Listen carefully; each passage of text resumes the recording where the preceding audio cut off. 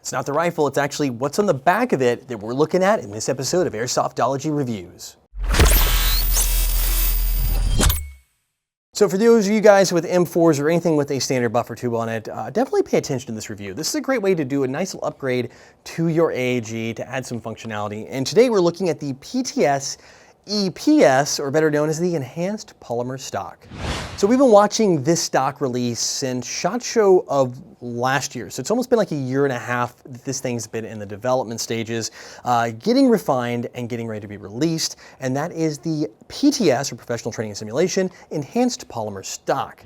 Now, like the name suggests, it is made of polymer, it's a stock, and it's been enhanced. And we're gonna talk about what it's made of and what they've done, and then what the enhancements are to make it a little bit different than the rest of the stocks on the market.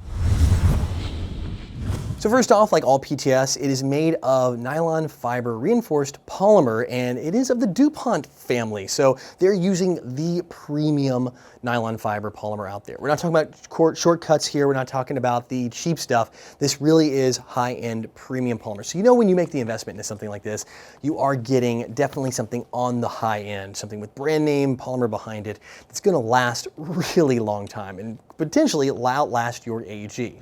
What makes this a little different, it is very sleek. Its look, it has like a nice big fat buttstock here, but not so overly so, and it gives you some options. So first we're going to talk about the sling attachment points on here. You do have two different versions. You have a integrated sling here that'll work for your standard webbing, and then a swivel sling attachment tube right here that you can snap into on either this side or the opposite side. So depending if you're righty or lefty, depending on where you want to run that sling, you have both those options. It is the mil spec kind, not that weird airsoft spec, so you can actually get the good one, snap it in, and know you are fully secured.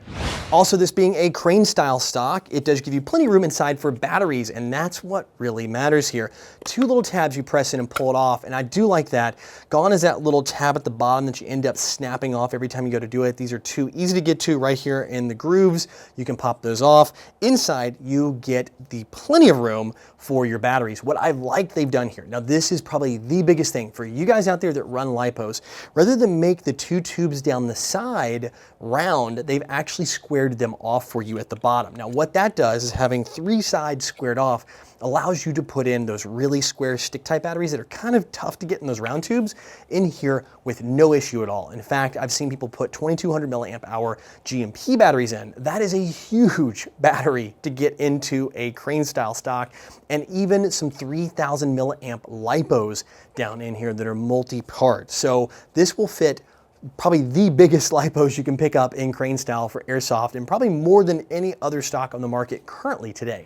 But if the stick type batteries that slide right in aren't your thing, they give you all this room right here to put the brick style. So you can run the small buffer tube lipos this way, or a brick, run them vertical in here and still have tons of room in the two buffer tubes. So if you guys are running really, really long games, you can have a battery straight down the buffer tube. You can have maybe a double or a triple down both of these sides.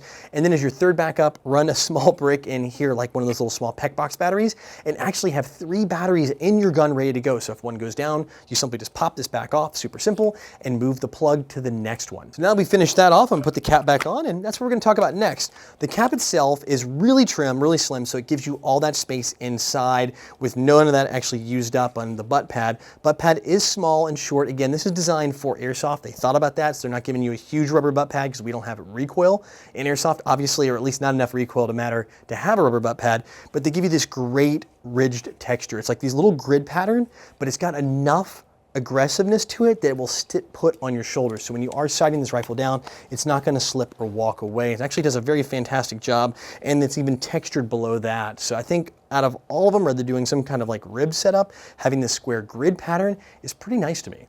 And rounding it all out is how you adjust it. They went super sleek here. There's nothing to bump on accident. It's all flush with the body. This whole thing is a paddle to move. It's got a little slit in the middle to break it up so you don't accidentally bump it. Again, if you do for some reason reach around this, but it gives you tons of space. Also has a nice aggressive pattern here, like a grid again in this, so you know when you're on it to grab it so your hand doesn't slip on and off when you're adjusting the actual stock up and down off the buffer tube. So if I have one little thing, I guess I'm going to nitpick on it. My one tiny little gripe is I wish they would put a couple little tabs here on this adjustment where I could grab it to be able to pull it. Sometimes you need to get that stock off. If you're going to put it on, take it off, or you've got a battery that's in there weird or some wiring and you need to work on it. I wish they would have had a couple of those little tabs to make this a little easier to slide off. That said, it's not hard to get a hold of, pull, and then get it all the way off your stock. It just would have made it just that much more easier. So guys, if you've moved over to the lipo world, you want to put some big lipos in here and you're tired of fumbling with your standard crane style stocks, or you just want to upgrade a stock to something sleek, cool, and modern looking, definitely take a look at the PTS EPS, or enhanced polymer stock. They come in a couple different colors, black, tan, things like that. And these are pretty darn affordable, right in the low $40 price point. So they're not crazy expensive if you want to make that cosmetic and functional upgrade. And as always, if you guys want to learn more, I'll have a link in the description below so you can check it out and learn more about the PTS EPS. As always, thanks for tuning in. If you're not currently a subscriber, click on the logo in the bottom right or in the description and you'll always be in the know. Plus, if you like what you saw in this video and want to learn more, I've got a link down there as well. And if you haven't had your airsoft fixed just yet, click in the videos on the right or use the info button at the top of the screen for more. And as the saying goes, everyone has an opinion and I do want to hear yours. So give me a thumbs up or a thumbs down on this video, comment, and share.